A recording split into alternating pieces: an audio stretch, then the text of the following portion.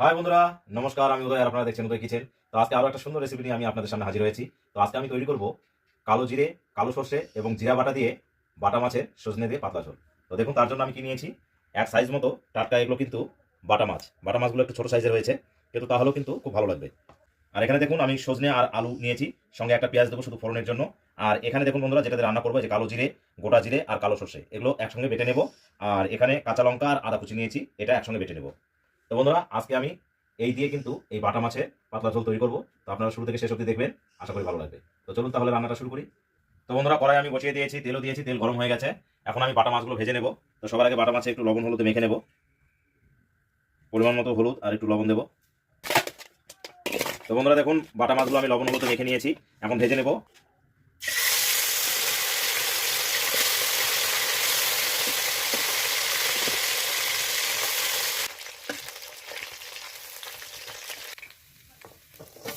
মাছ আমার ভেজে নেওয়া হয়ে গেছে। এখন এই মাছ ভাজা তেলে আমি আলু আর সজনে ডাঁটাগুলো ভেজে নেব। আলুগুলো আমার ভেজে নেওয়া হয়ে গেছে, আমি এখন উঠিয়ে নেব। সজনে ডাঁটাগুলো ভেজে নেব। সজনে ডাঁটাগুলো আমার ভেজে নেওয়া হয়ে গেছে, উঠিয়ে নেব। ফোড়ন দিয়ে দেবো, পেঁয়াজ কুচি দিয়ে দেবো।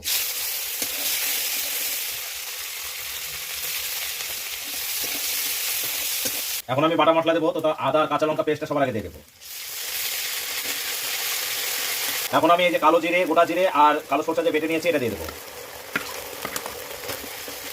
এখন এই মশলাগুলো আমি ভালোভাবে একটু কষিয়ে নেব। লবণ আর হলুদ দিয়ে দেবো, পরিমাণ মতো রয়েছে, দিয়ে দেবো।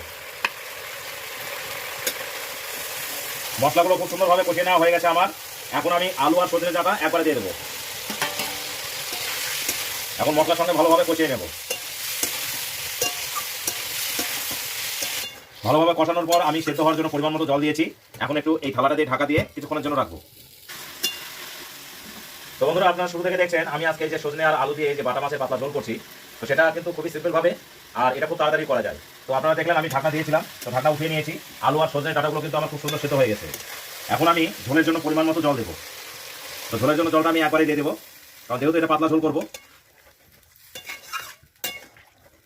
ঝোল ফুটতে শুরু করেছে, এখন আমি এই যে ভেজে রাখা বাটা মাছগুলো ছেড়ে দেবো। এখন ঝোলটা আরেকটু ভালোভাবে ফুটিয়ে নেবো, তাহলে কিন্তু আজকের আমার কালো জিরে, কালো সরষা বেটে এই সজনে আলু ডাঁটা দিয়ে বাটা মাছের পাতলা ঝোল কমপ্লিট হয়ে যাবে। তো বন্ধুরা, আজকের আমার এই যে বাটা মাছের সজনে আলু দিয়ে যে পাতলা ঝোল, সেটা কিন্তু কমপ্লিট হয়ে গেছে। এখন আমি নামিয়ে নেব।